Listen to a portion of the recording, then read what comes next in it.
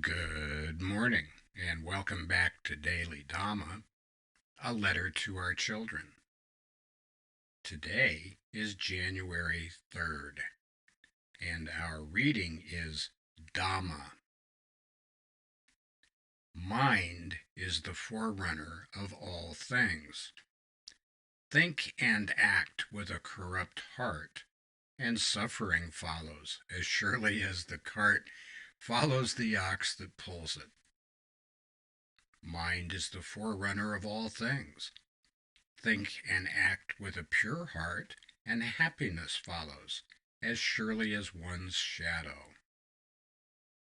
And that's from the Dhammapada 1 and 2. Dhamma is the words of the Buddha. It is truth, cause and effect, law, order, nature, the way things are.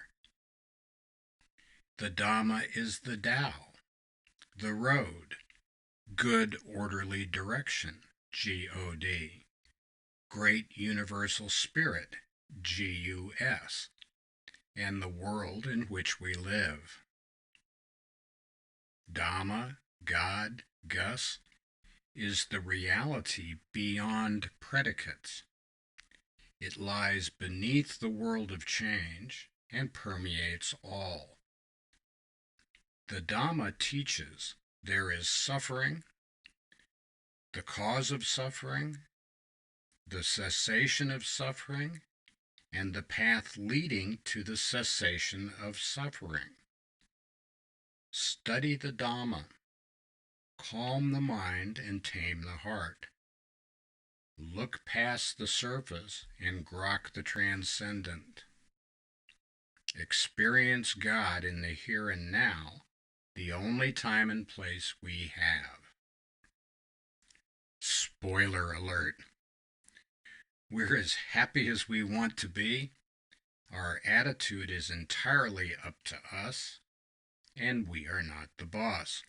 That's what the Dhamma teaches us. Note, Dhamma, Sanskrit Dharma, Pali, Sanskrit, Japanese, and Thai include diacritical marks which are not supported by many English fonts, so we don't use them in this text. Definitions are in the glossary. All mistakes are Dhamma bums. The first two verses of the Dhammapada, with which we started this reading, are famous in Buddhism, and the whole Dhammapada, in fact, is one of the most beloved sets of scripture available. It's an early Pali. Pali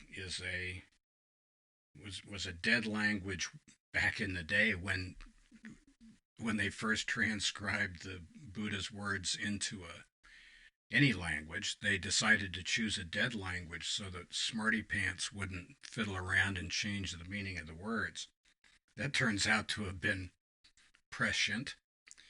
Anyway, that's how they're set up with that.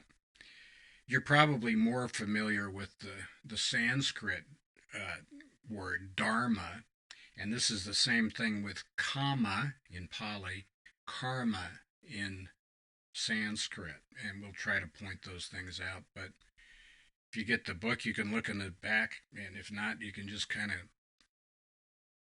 Google it and see what it is. I'll give you a hint. Comic formation is not spelled with an O. It's K-A-M-M-I-C.